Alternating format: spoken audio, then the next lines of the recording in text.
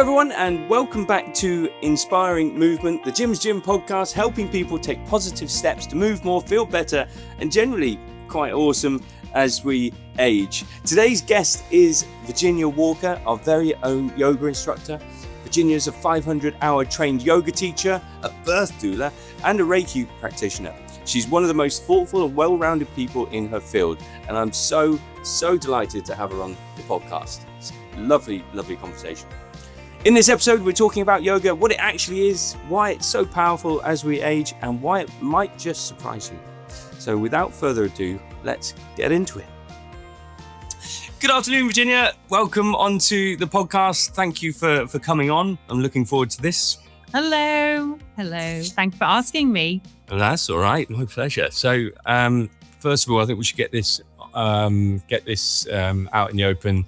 I am not very flexible, and I am hoping to learn a lot about sort of yoga and perhaps all the ways in which I can make myself feel more flexible and maybe a little bit more calmer today as well. I think that's part of the yoga experience.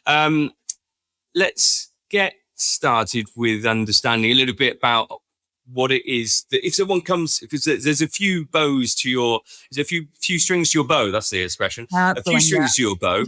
If someone was to sort of walk up to you and say, "Hi, Virginia, what do you do for a living?" How would you, sorry. Yeah, and it's funny that one. It's in a simple answer, I'll say, I teach yoga. I'm a doula even, and I am a Reiki practitioner. So I tend to stick with those three, and then if they show a bit more interest, I'll kind of elaborate on them or one of them, or that's the title as such. Okay, we're gonna touch on all three of them. Why not? Great. Today? Okay. Great. Yes. Should we start with the more obvious one? I guess for people listening, you are one of the fantastic instructors at Jim's Gym, and you are our yoga instructor. So how did you kind of stumble across yoga, and how did you become, or what brought you to becoming a yoga instructor? So initially it was through injury that I actually found Pilates first. That was the thing that was very much, I was encouraged to participate in. And I love, and still to this day, it's something I find Pilates extremely helpful and beneficial. And then what happened quite fairly soon, I met someone who then encouraged me to start to get a bit more relaxation to my life. So a bit more breath work, calming. And she was like, would you trade in the Pilates for the yoga? And I was like, absolutely not, no. And I think it was because I'd had one yoga class years before and really did not click with it. And I realize now, looking back, it's very easy to see that it was a combination of the venue, the teacher. I didn't quite, maybe if I'd gone a few more times, it may have been different, but it was an experience that I didn't want to go back to. Interesting. So, okay. Yeah. And it's been a lot about, for me, finding, really experimenting around, so different teachers, venues, etc. Kind of earlier on, but really it was through injury. I had a very sort of significant accident when I was about 4 years old, back injury. Whoa. And I have been able to come off pain medication, and as long as I keep doing the physical activity, and yoga is a big part of that.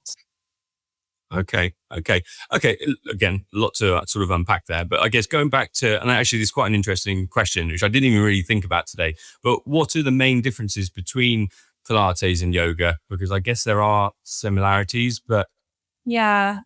So yoga is thousands of years older, and I suppose it depends who you speak to, what answer you'll get with this one. For me, the difference is the breath. It's a different breath in yoga. and also much more emphasis on, I think, more emphasis on the flexibility side of things and stretching. Whereas, again, this is just personal opinion, Pilates would be more core based. So very much thinking about the core as the emphasis of the practice, in simple terms. Yeah, okay. And is one sort of more accessible than the other? Is one harder than the other, or can they both be challenging? Can they both be sort of straightforward practices, different levels? Again, yeah, different levels, teachers, where you go, what type. So there are so many different styles of yoga, so many have popped up. They've all derived from hatha yoga, and you've got sort of ashtanga, you've got hot yoga, got I'm losing train of thought, but you've got all different styles. Whereas Pilates, I from what I gather, you have the one. I mean, Reformer has become really popular now, which don't get me onto that. But yeah, that they look quite sort of medieval type stretchy racks. Yes. But very popular. Yeah, it's become really, really popular, Reformer, yeah. But I think for me, it's the discipline. Yoga gives a discipline because it's not just about the practice on the mat, which Pilates, I'd say, is very much a mat-based practice. Yoga is teaching us how we live off the mat. So yes, we have, say, the hour on the mat, and then it's about how we then go and live in the world around us. Okay, I like that crossover. Can you elaborate on that a little bit? Yeah. So if you start to, so when I did my first teacher training, I had absolutely no desire whatsoever to be a yoga teacher. I remember saying firmly, I was like, I'm here on this teacher training, but I'm not going to be a teacher. I was very much in the corporate world then. And it was for me to expand my knowledge more on definitely the philosophy side of things. And because there are so many texts that are used that the practice has, whether you're training, and the sutras is one of them. So this sort of guide of living in a way from these are like ancient texts, and they've been translated from Sanskrit, which it's now unfortunately it's considered a dead language, but that's the yogi language, Sanskrit, and they have been translated into English. And these texts are so relevant. If you read them, they're quite dense, so I wouldn't recommend just sitting down and reading the whole thing. But they teach us about moral codes of living, and it's really it's so relevant today still, even though these texts are like 5,000 plus years old. They're still relevant. And what's like the main sort of teaching from them? Is it sort of mindfulness, true enlightenment, or is it? Yeah, I think there's lots of different elements to it. From what I get from the teaching is how to behave, how everything has consequences, how we behave, what we do can have an impact to others around us, the environment, the world. And it's about living in, there's a word sattvic, which means easeful, and it's living in a sattvic way. So life flows instead of, a really nice analogy I like is flowing with the stream rather than up against the stream. Nice. And a lot of the teachings and things, especially say the Yoga Sutras, are showing us how to live. And there are different chapters within this book on how to live, how to essentially be a good, responsible person in our world. Sounds like a book I can get on board with. With that, I mean, what are some of the things that you kind of consciously try to, bring into your day to day? Yeah, so I try and bring in the pause. So very much between activities, trying to pause before I go into the next thing, so I can really be present in the moment. And, if I'm a bit hungry or I'm overheated or something's going on, that could affect the way in which I show up for, I don't know, my next class, a friend. And it's by checking in with myself at different points. And it's quick. It doesn't have to be this huge, big thing. But by checking in with myself at different points, I can maybe cater for a need, whether it's, say, if I'm hungry, give myself some food, am I hydrated, etc. And then that allows me to go out from a regulated, hopefully, state to then, teach a class, be with a friend. So I'm showing up the best version of myself. And when I say best, I don't mean perfect, but the best in that moment self is showing up in the world. Because if I'm dysregulated, even going out, that's going to have a knock-on effect to the next person. That could knock on to the next person. So yoga has very much taught me about self-regulation. And I think that the world we live in, and especially for myself, and just, similar to you, what you've said there, going between classes and clients and family, and, there isn't a lot of time to, it's easy to be sort of, I want to say like, well, yeah, you don't get a chance to sort of sit with yourself, when all life is taking place. And I guess for anybody, whether they're, whether someone's retired, always looking after for other people or whatever it is, to actually try and make that just that little short moment to be conscious about, the next job at hand as well. And not just, actually it's something that I really struggle with, is to go between, like, segregating one job to another. And I like to give myself quite a big gap where I can between things, like 10 minutes, 15 minutes.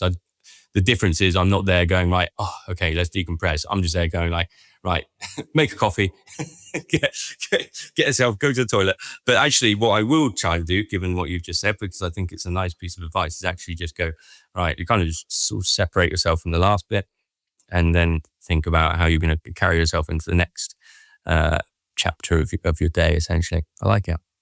Yeah. And the breath is the most, like, the quickest way to be present is through the breath. And I often just literally in my head say the words inhale, exhale, inhale, exhale. And that just brings me right into the moment. And again, yoga has taught me that actually right now in the present moment, everything is fine. No matter what's going on around me, actually, I look where my feet are, everything is absolutely fine. I live by that as well. When you feel stressed or when you're worried about something, these are all just feelings for something that is your mind tries to play out what's happening next or how something is going to happen. Oh, I'm going to this. I don't want to go. It's going to be like this. Oh, it's going to be this. Oh, I've got bills to pay. Is it going to happen, or am I going to get there in time? But everything, for the best part, and I always used to joke about getting a tattoo that would say like, everything always, and what was it? I've forgotten. It was so good. I've forgotten it. Everything always works out in the end. And I'm glad I didn't, because it's probably going to go wrong thing. But everything always works out in the end, because we spend we're just constantly, and that's what it's it's not what anxiety is, and it's much more complicated than what I'm explaining here. But it is that constant worry of something, and then, like you say, like I do it quite often, and just kind of sit there and go, do you know what? Like, boy's okay, Tammy's okay. No, we're not worried about where the next food's going through. We're healthy, and in this moment, and that's the only thing that is important, because the present moment is the only thing that's really important, isn't it? Yeah. And even if things are really actually not okay around you, like, if things are really, really not okay, still being in the present moment, and I mean like right in the present moment, it is okay, because you're then connected to yourself, to your intuition. And again, that's all the yoga teaches, is like this intuition, our sort of higher self. It will guide us to what the next right action is. And so even if, there is something, I'd say, awful happening, it still brings, I don't know how to fully put it into words, but it still brings us into that place of like, okay, we're okay. Like, what's the next right thing to do? And there's a peace that comes with that. Also, as a procrastinator, just, I'll worry about that later. It's probably not that healthy. Just suppress it. That's not the advice we're giving out here. It's not. But I'm absolutely fully on board. We spent a lot of time listening to someone called Michael Singer. Have you ever heard of a chap called Michael Singer? Who I think he's an interesting chap, and he was like this multi-millionaire back in like the 50s. Oh no, not the 50s, we like 70s, 80s, and then sort of gave everything up to become sort of a spiritual teacher. And he has a very good podcast and a couple of really good books. And it is basically all. It's that. We are such a small thing in such a huge billion year sort of journey that we worry about these really, or these things that occur to us feel so massive. But when you do bring yourself back to the present moment, this conscious moment, then actually it kind of puts everything in perspective a little bit. No, it's really good. And so you're going back to this in connection with yoga. How do you I think a lot of people just think the yoga is about the movement or the exercise or the stretching. As I said to you at the start, the first thing I said to you is I'm not very flexible. And I guess that's actually a fair sort of, that's what people think about yoga, right? They think, oh, I couldn't do that. Yeah, and then everyone says to me, I can't do yoga because I can't touch my toes. I'm like, it doesn't matter that you can't touch your toe. That's great. Come, like that you're under it. But yeah, it's not about touching your toes. It's not about bending into pretzels, or it's so much. You can take it as far as you want, really. And most people I find who come to yoga as beginners have come because they want to be more flexible, they want to stretch, or they've been told that they need to stretch. And then in time, the more, let's say, spiritual part of the practice becomes of interest. Maybe not all the time, but yeah, the more I can never say the word, philosophical side comes more of interest. Okay. And so how do you sort of, I guess, how do we help people understand that, I guess, is I think through if it's say a general 1 hour yoga class, I may bring a theme in, and that might be around a topic of, I don't know, it might be self-acceptance, it may be balance.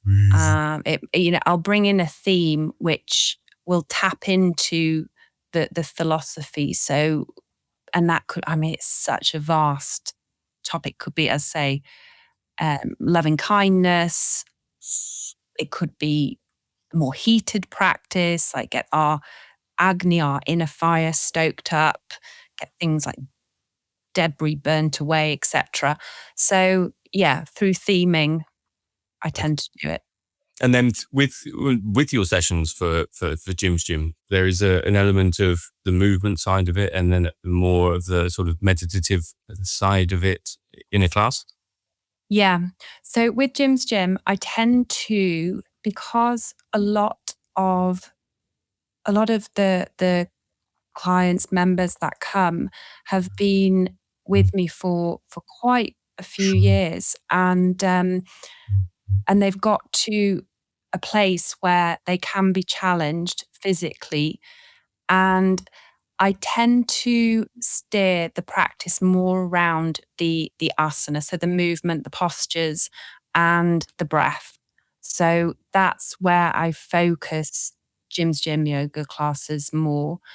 And I will bring a theme in often. Yeah, but I want to give people the opportunity to be able to move and feel confident, empowered, do things that they, I'm sure many, I don't know if we should ask them one day, but I'm sure many of students that come are thinking, say 5 years ago, 2 years ago, whenever, that they would not be doing things that they're doing now in a yoga class. Yeah. No, absolutely. With that, then, in terms of the movement,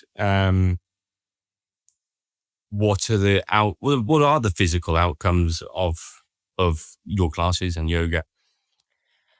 So as I mentioned then, confidence, empowering people to feel good, to move, and balance is a huge one. Coordination, flexibility, obviously strengthening.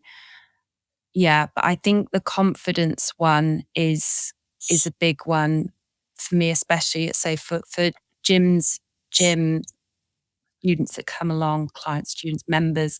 Yeah, it's building that confidence. And a lot of people I work with have, we're talking about people who have had hip replacements, they've had strokes, cancer, like all like big life things going on.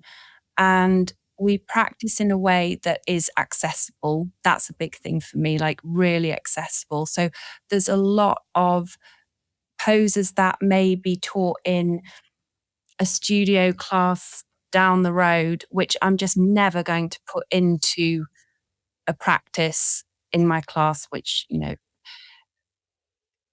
yeah, the just to keep it safe and accessible. Yeah, of course.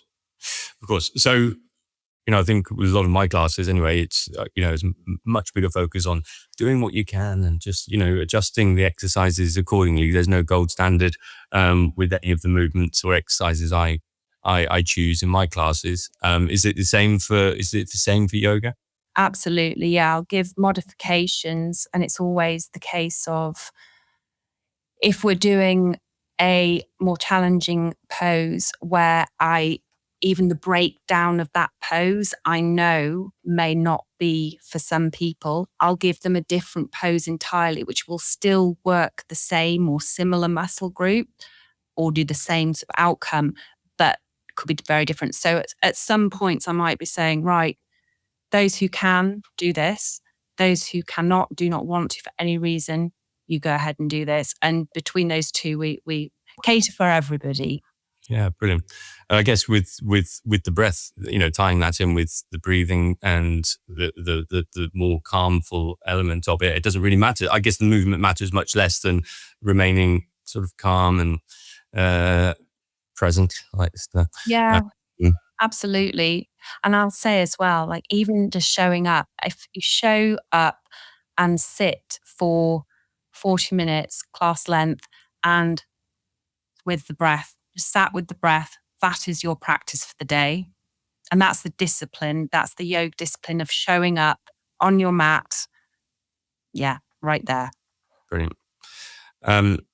Okay, excellent. With just moving on slightly, and I think I think we did speak about this before the podcast, but obviously we spoke with Jane Diamond last week, who is an end of life doula. Yes. You are a beginning of life doula. Birth doula. Birth doula. Okay. Yeah.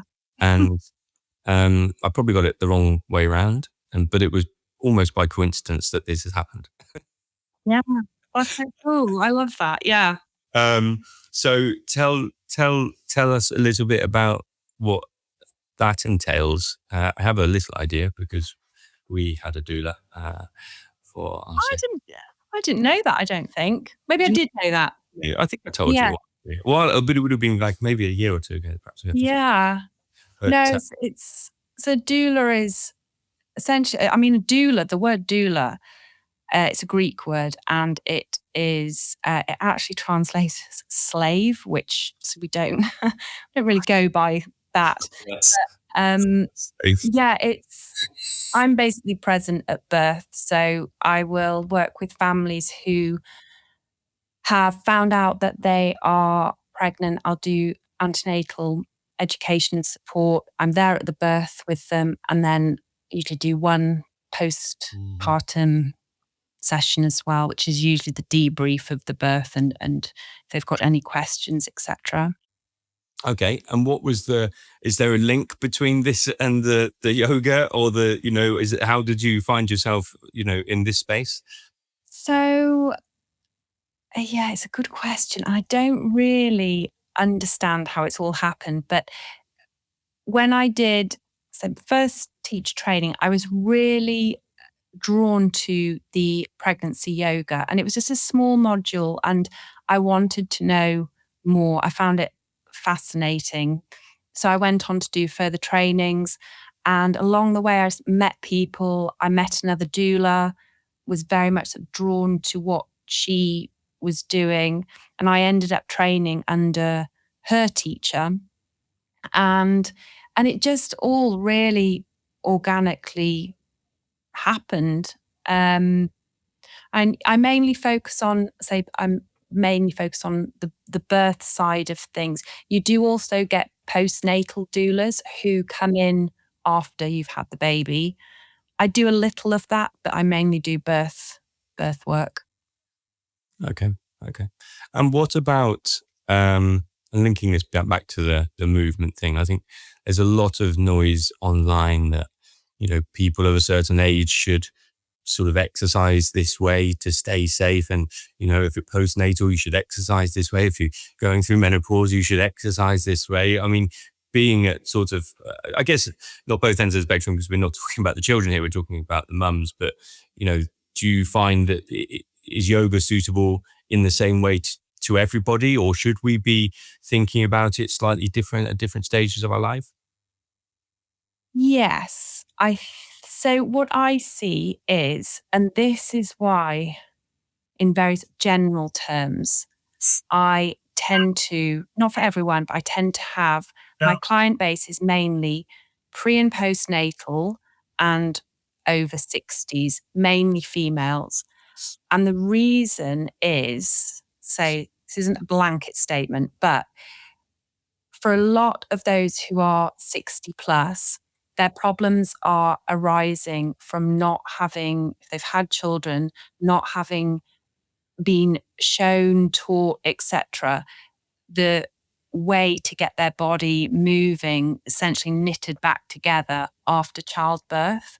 So I'm doing the same sort of work with my postnatal yoga ladies and my over 60s. So that's a really interesting kind of mirror there. And then with the pregnancy as well, it's again, it's just moving the body, pains, discomfort, helping to prep for birth, different movements, keeping moving. But yeah, a lot of emphasis around the pelvis. That's what I mainly look at there. Okay.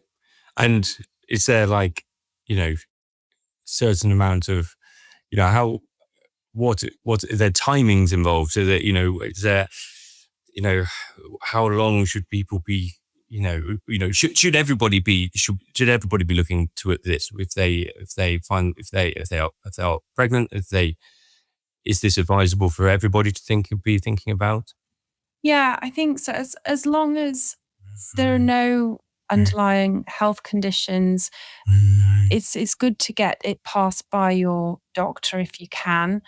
There are only a few instances where one shouldn't practice, but mainly we can practice in a safe way. I always ask people before we start class, have they got anything going on? So they've got the opportunity to tell me, so I can then say, right, don't do X, Y, and Z, or miss this out. But generally speaking, I think the more people can keep moving in a safe and considered way, the better. Yeah, I think it's interesting, isn't it? Because I think if you the general, I was speaking to a client about this morning. I think, unfortunately, women, females, unfortunately, have spent a lifetime of be careful, don't do that. I'll get that for you. And actually, women are probably far stronger in lots of different ways than men, and but aren't perhaps given the opportunity to either feel that themselves because they're never put in that situation. So a lot of my older ladies that I work with, they love lifting weights because they've never really done it before, and actually they've been given this opportunity and they can do something really cool. And I think as well, women in pregnancy, I think the general consensus now is to, within reason, keep exercising and strength training. And absolutely, yeah, because birth is one of the most intensive things. I think it was likened, I read something somewhere, I'm not sure I'll get this bang on, but it was likened to, doing an Ironman. Like, it is really intense. And this is why my classes, my pregnancy yoga class, really focus on lower body strengthening, especially because they need to be strong. They do need to be strong. Yeah. No, it's a good job, and of course the mental strain of all of that as well, and having someone like yourself, and we had a fantastic doula as well nearby, and just sort of helping you through what is can be difficult, and not difficult is the wrong word. It's challenging time. It's really nice to have someone. I would recommend a doula to anybody. Oh, good. I'm glad to hear that, James. I'm very pleased to hear that. Specifically, maybe yourself, as your podcast. Yeah. How often are you working with a newly to be mother? Is it frequent? Is it? So I have a general rule, and obviously this is a kind of can change slightly, but a general rule for me, because I don't want my yoga classes. So I have very much a weekly schedule of yoga classes, and everybody is always so understanding. I'll give people a heads up when I'm on call for a birth, because we never know when they're going to actually come. So I take on one doula client a month, no more, just so it doesn't impact my yoga schedule as little as possible. So yeah, one a month. And then I need to take time off as well. It's very, even when you're on call, and not at the birth, it's constantly thinking, okay, what if the baby came today? What do I need to put in place to make sure that I can get there ASAP? So there's a lot of, we hold space from the moment we start working with a family till the baby is there, really. So it's a big thing. Yeah. Absolutely. And the connection between you and the family, because it was great, it was a big decision for us. Well, was it a big decision? We knew we wanted to do this, but then you all of a sudden you have someone who's just absolutely fantastic and is just on your team, and we're still in touch with her now from time to time. Great. And it's a big connection you're building with a family. Big connection, in fact. It was really good. It was really good. Okay. Let's so just go back to we'll go back to Jim just a little bit. So obviously, as you mentioned, a lot of the people that are in the gym class, you've been working with them for some time. What do you I suppose you might have already answered this, but what is the thing that you notice the most about the gym members or working with people regularly? What's their biggest sort of outtake from yoga? I think what amazes me, and this is fully answering the question, but I'll get there. What amazes me is how people have kept showing up, even if it's not quite weekly. Most are weekly. They're there, or they're doing the recording afterwards. But it's the dedication and again the discipline, which I'm really impressed by. That's kind of and just whatever anybody's going through, and I know like a lot of them have life challenges come up. They know they've come so far to know that by showing up with their regular routine just gives them that anchor and helps to face life's challenges. Yeah, absolutely. And from what I see as well, like the appreciation, you put a post out this week from one of the members having sent you a lovely message after the class. Yes. But that's not one of a kind. And, you often get that in the community. And it's amazing to see the impact that you have on people's lives. It's great. And also going back to one of the things you said earlier, and I think this is also quite important, is that it's another thing or practice or exercise or however you want to describe it, where actually the exercise selection or the movement selection matters far less than the connection between the tutor or the instructor and the members or the people taking part in the class. And I think you have such a lovely aura that it makes the turning up to the exercise classes so much easier, and then you can do whatever you want. Burpees. I've never done burpees, but you can that part of it matters so much less than actually the experience they have of like sharing a Zoom room with you, which is super important. Also, I just wanted to touch on, because I don't really know too much about this, and I saw it on your website when I was having a look. You're a Reiki practitioner. Reiki. There you are. See, I didn't even. That's okay. What is Reiki exactly? So it's a form of energetic healing, which is some practitioners do it with hands on the body, some hover their hands, but essentially the person who's having the treatment is fully clothed, usually lying on whether it's a couch or some kind of massage table, and form of energetic healing. Okay. So, and is that in like a group? So you can see where I'm going. No. Can you do this? Well, people do it in groups. I tend to just, I work one-to-one with people. I think the easiest way, and I use this analogy in yoga as well, the easiest way for me to explain Reiki is imagine that the body has loads of hose pipes in it, like all different hose pipes run up, down, sideways, etc. And when you get a kink in a hose pipe, the water can't flow through. And a lot of the time, with me anyway, through injury, the way I discovered Reiki worked, and I was like, oh, I have to do this, is through an injury, which was horrible. And it was literally like I could feel the energy, like imagine that hose pipe through my hip. It was like it was like this sort of debunging of the hose pipes, and then the water cooler energy could just flow straight through. And that is how I like to explain Reiki healing. Okay. All right. Very good. You feel different sensations. It's very relaxing. Yeah. Can be, yeah. Okay. All right. Interesting. For sure.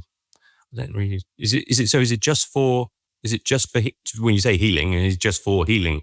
But that could be physical. Is that sort of? Yeah, anything. It could be physical, mental, emotional healing. Yeah. Okay. All and right. it tend to feel really balanced after and very calm. So everyone can have different things going on, but that's generally what people tell me after this. Feel very calm and everything just slows down. Yeah, for sure. That's that's a nice way to sort of slowly wrap up this podcast. I have one more question for you, but around the calmness, I think it's something that has only come into mine and my wife's lives in the last sort of 6 years properly. Is trying to be calmer, trying to take time to meditate, and it has absolutely transformed our lives. Right. We're not what would I say? We're not exactly, we're not really on it all of the time, but just knowing that actually when times are, just a little bit, getting a little bit, bubbling away a little bit too hard, just to know what to do and just to go, right, okay, let's just go. Let's take some time to go and have 10 minutes to ourselves and do some nice calming breathing exercise and things. And reading, someone like Michael Singer, we went and saw, who do we go and speak? He's, I think he's Swedish chap, very famous. Matt? No, it's an older gentleman who, I'm gonna have to. Not Eckhart Tolle. Yeah, Eckhart Tolle. You went to see him? Yes, yeah, we did. At the we went to see Eckhart Tolle at the gosh, I'm not doing very well here. It's the heat's got to me. What's the the big the big place by Hyde Park. Royal Albert Hall. Sorry? Albert Hall. Yes, the Albert Hall. There we go. So Eckhart Tolle at the Albert Hall. There we go. Thank you. You basically did all of that for me. Wow. Yeah, he's a mate. He's the man. He's amazing. Yeah, he's cool. So Michael Singer is very similar. Very similar. And those two people kind of just came into our lives when we were feeling very, very stressed and downbeat about our corporate lives, similar to what you mentioned earlier. And really did play a big role in us changing direction in our lives and now being calm and not stressed at all, ever. Sort of. Right. The one thing I always tend to finish with on the podcast is, as this is an inspiring movement podcast, is one sort of actionable piece of advice you would give to somebody or lots of people, that they can sort of take away from this conversation and perhaps, into their lives, that they could, like I say, action straight away. I'm really into, especially at the moment with the heat, etc., tapping. So just literally like tapping a whole, like literally up and I'm just tapping my arm here, like up and down, side, just tap, tap, tap, all over the body, just tapping, tap, tap, tap, tap down the legs. And yeah, that's a really good way, especially first thing in the morning, just gets everything, circulation, everything going, moving. Okay. Calming. Yeah, I think it gets you in your body and gets you in your body and present. Okay. In the morning first? But any time. But yeah, in the morning is good. Okay. Nice. Very good. There we are, everybody. Thank you so much for coming on to the podcast, Virginia. Oh, thank you for asking me. It's been lovely. Thank you. And everyone will look forward to seeing you in class on a Wednesday at 9:00. Can't believe I did that. Yeah, well, Wednesday, 9:00. Virginia. Thank you. Have a fantastic rest of the afternoon, and see you soon. Thank you so much. Thank you. Bye. Bye. I hope you enjoyed today's episode. We'll be back again in 2 weeks' time with our next incredible guest. In the meantime, don't forget to check out Jim's Gym at www.jimsgym.fitness, where you will find access or get access to 15 live classes every week. It's a fantastic place to get started with your fitness, especially for people who aren't all that keen on joining a traditional gym. Jim's Gym, from Get Fit From Home. I'll see you next week.